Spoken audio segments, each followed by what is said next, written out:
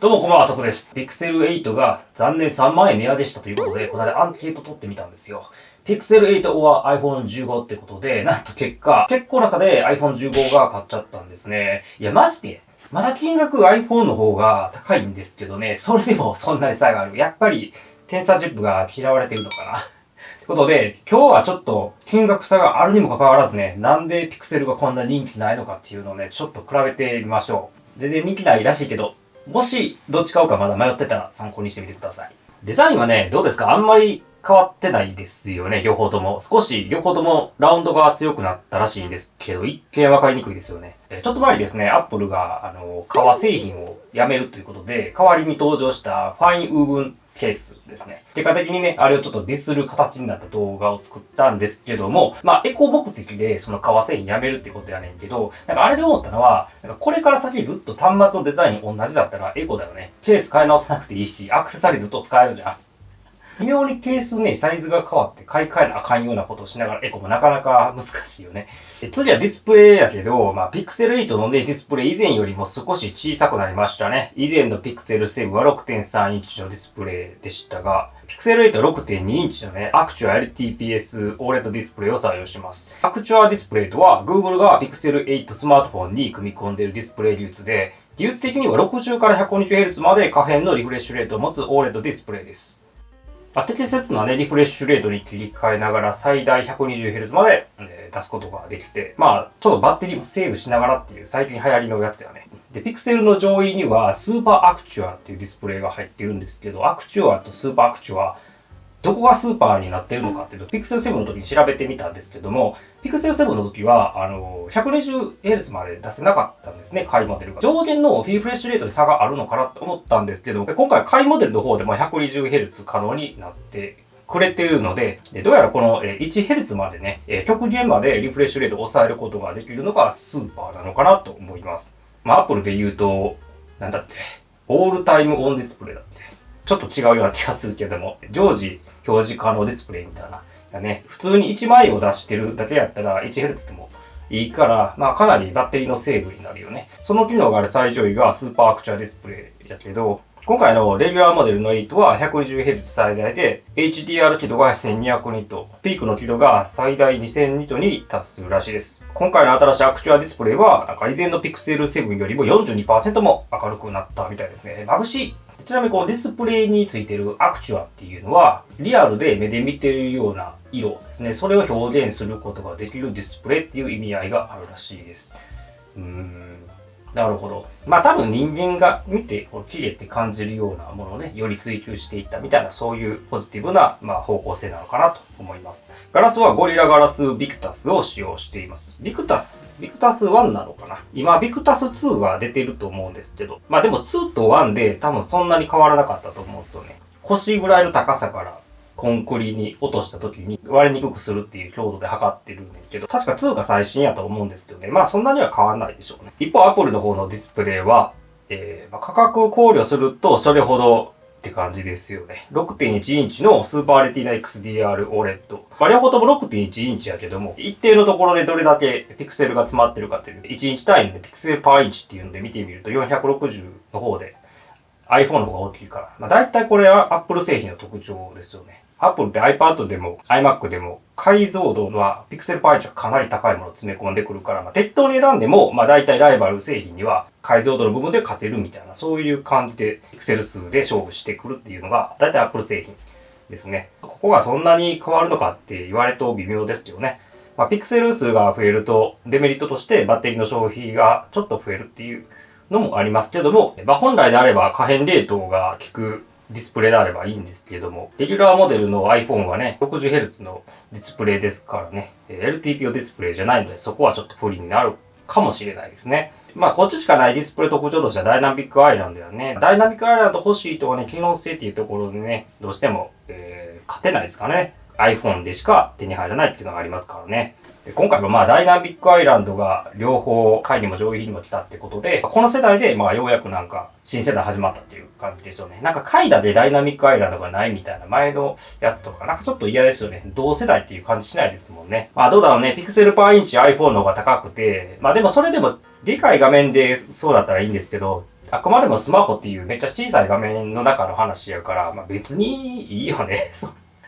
そこまでの解像度もいらないっていうのもあるし、比べてみるとやっぱり Pixel 8以外でもほとんどの Android 端末って今 60Hz じゃないと思うんですよね。ハイエンドじゃなくても普通に90とか入ってたりするから、ここはやっぱり、60Hz っていうのが iPhone のね、レギュラーモデルの弱点かな。これはもう iPhone がダメということではなくて、その iPhone の Apple の中の、まあ、戦略としてこう抑えられてるっていうことやね。やっぱりそのライバルの Android と戦うことも必要やねんけども、やっぱりそのプロモデルっていうのが上にあるから、ここはまあ 120Hz とかになるとなんか、下位モデルでいいじゃんってなっちゃうから、いや、上位モデルに行ったら 120Hz もらえるんだよっていう、その上位にいつもね、行ってもらおうというね、そういう作戦があるので、まあ、どうしてもこの Apple のこの商売のね、戦略の中で、まあ、必要以下にね、抑えるっていうところがあるので、これがまあディスプレイ強く出てるのかなっていう感じですね。120Hz に全部やろうともできるとも思いますけどね。どうなんだろう。ディスプレイは比べてみると、まあ、Pixel 8の勝利と言わざるを得ないかもしれないですね。やっぱり可変レート 120Hz だもんね。Pixel パンチで買ってるとこもあるけども、そこはね、まあちょっとスマホなんで、小さい差になってますので、まあ Pixel 8の勝利でいいのかなと思います。次はパフォーマンス。パフォーマンスは Tensor G3 チップ vs これは回なんで1個前の A16 チップですね。まあ、A17 チップは A16 よりも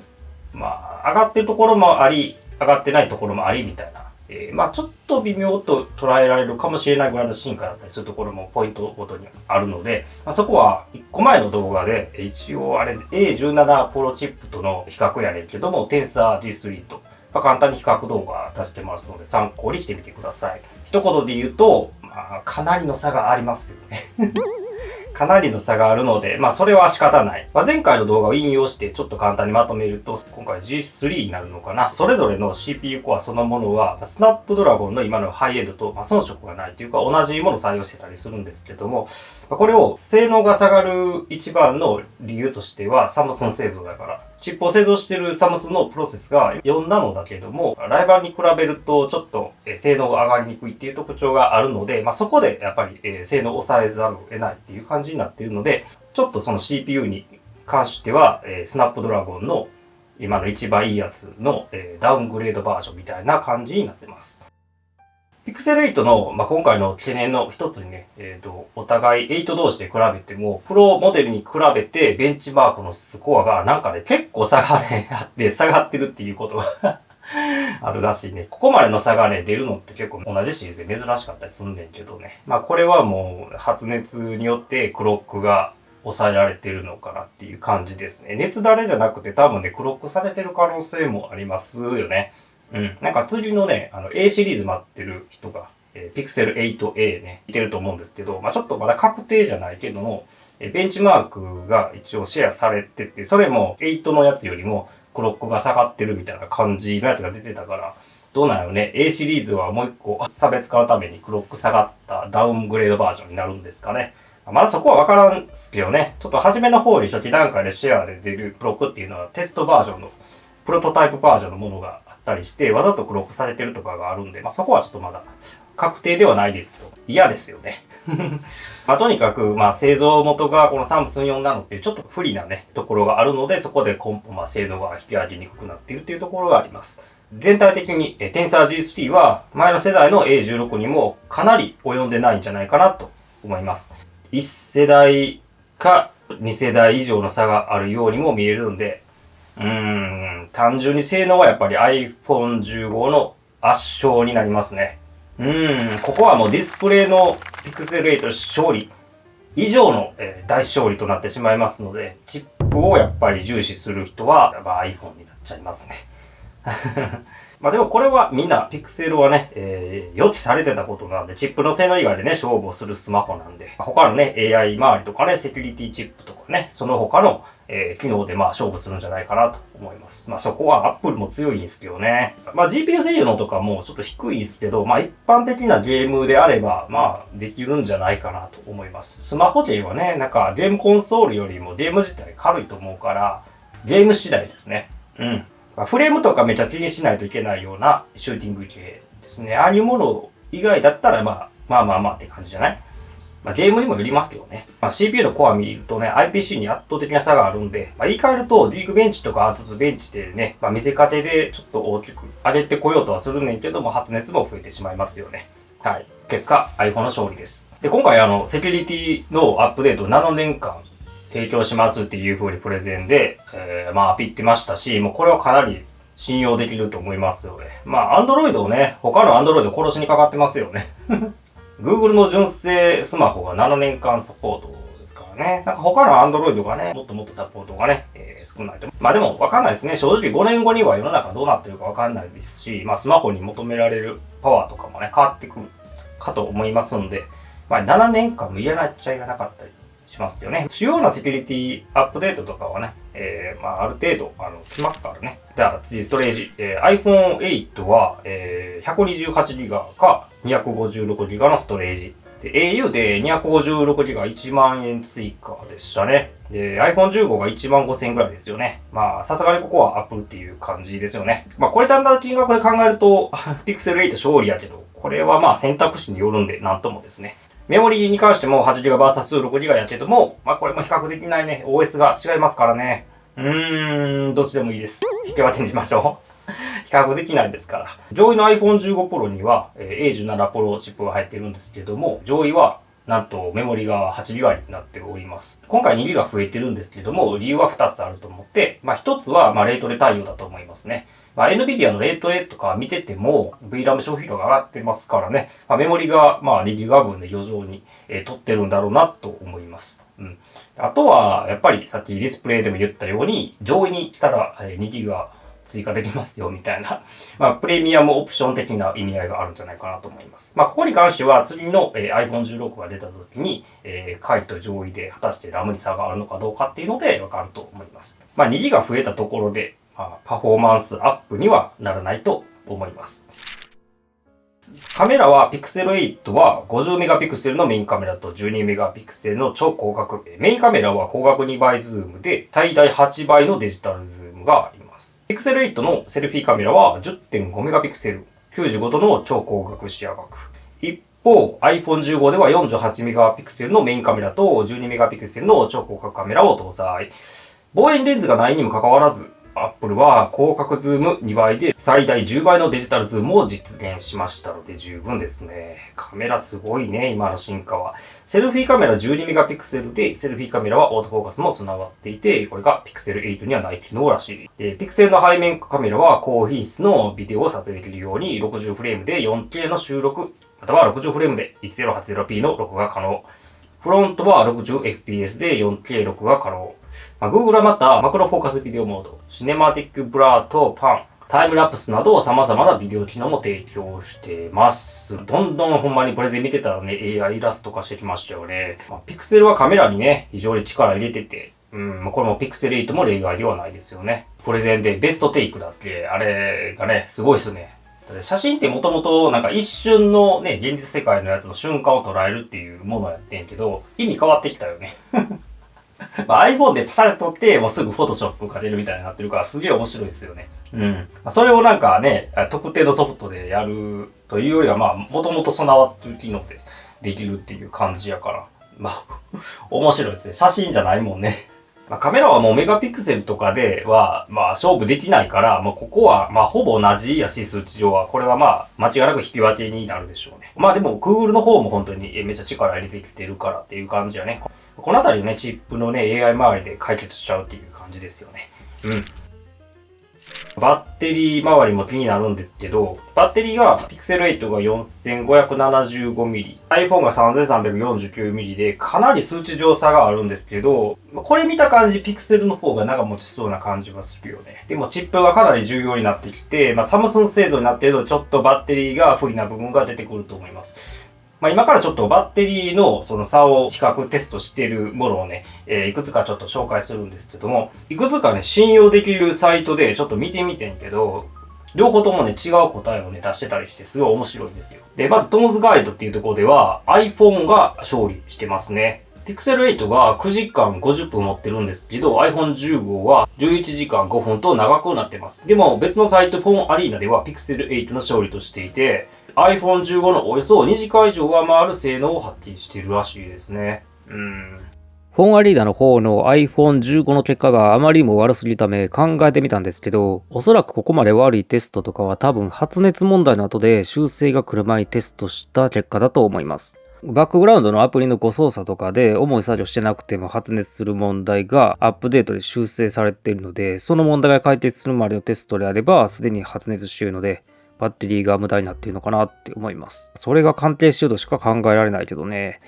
特に Pixel 8に採用されている Tensor G3 は TSMC よりも発熱しやすいサムスン製造ですし、何よりも Pixel 8の無印バージョンの方が発熱が大きいという結果が出てますんで、高負荷時にはよりプロよりも消費電力が高くなる可能性が高いです。ゲームプレイ時のバッテリー消費については比べるのは難しいですね。お互い表示しているグラフィックのクオリティに差ができてたりしますからね。結論を出すのは非常に難しいんですけど、やっぱりサムスン4ナノで作ってるというところの不利さは否めないので、いくら大きめのバッテリーを搭載したとしても、それは重量が増えるというデメリットも考慮しないといけないので、新しいプロセスを採用している iPhone の方がやっぱり勝利でいいんじゃないでしょうか。結果は出てないので、個人的な感想として受け取ってくれればいいと思いますが、ただ、バッテリーの単なる容量を増やしたものよりも、電力効率でそれをセーブしている方に丸をつけたくなってしまいますよね。Wi-Fi の方は、Pixel 8には備わっている Wi-Fi 7が、iPhone 対応してないんですけど、これはもう全く考える必要はないと思います。いらないですからね。Tensor G3 の方は、モデム 1300G、サムスン製のものが入ってるんですけど、これは欧米の方では接続は取り入れるなんて、問題がある、そういうものなので、それをね、同じものを採用してきたということで、ちょっと、不安が残るかもしれないですね。一方で iPhone に採用されているのは、クアルコムの最高なものですね。これはスナップドラゴンのハイエンドに採用されているのと同じものが入っています。でもこれは、使えればいいっていう感じでもあるし、問題が Pixel の方で起きてない以上は、引き分けでいいんじゃないかなと思います。あとは価格は結構ね、意外とあるんですよね、価格差が。今回3万円の値上げっていうのが、やっぱりインパクト大きかったんで、それでやっぱり嫌われたのかなっていう感じだよね。1個前のね、ピクセルでもいいかって思いますもんね、ぶっちゃけね。今回もね、純正の Google のピクセルが iPhone も人によっては微妙とかいう風に見られてるから期待されてたんだけど、3万円も値上げしてしまうとね、夢が打ち砕かれてしまいましたよね。でも未だに価格はね、実質2万以上くらいの差があるんで、結構大きいですね、幅はね。キャリアとかでね、ローンみたいな払い方したら月1000円くらいになるから、あんまり気にせえへんのかな。まずストレージのアップグレードはね、やっぱ Apple はね、ちょっと高くなるからね。って感じで、スペックを順に比較してみたんですけども、どっちがいいかな。見た感じ、特にチップの差がめちゃくちゃ激しいから、ここをどう捉えるかですよね。要所要所で、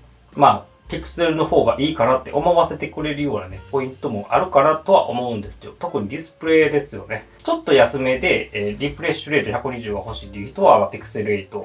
行きたいかなっていう感じになりそうですよね。でも2万円とかの差があるので、結構この差はどう考えるかだね。一番大きいね、その他の差っていうのはチップで、そのチップの差がバッテリーにもゆくゆくはね、影響してくるからっていう感じですよね。この価格差をね、考慮した上で、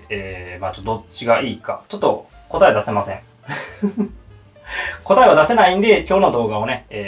一通り見てから、どっちがね、Pixel 8の方がいいのか、iPhone 15の方がいいのかで、ご自身で考えてみてください。ね、今日は3万円上がってしまって、ちょっとがっかりの声が聞こえてしまう Pixel 8ですが、まだまだ、そんな悪い端末ではないというところも見えたので、いいところもあるのではないかと。そんなに価格差を考えたらボコボコに負けてるっていうことでもないんじゃないかなと思ったりしますが、どうでしょうか。時間あったらプロの方もね、比較したいけど、表書いたりするの結構時間かかるんですよね、これ。ということで、また次の動画でお会いしましょう。ありがとうございました。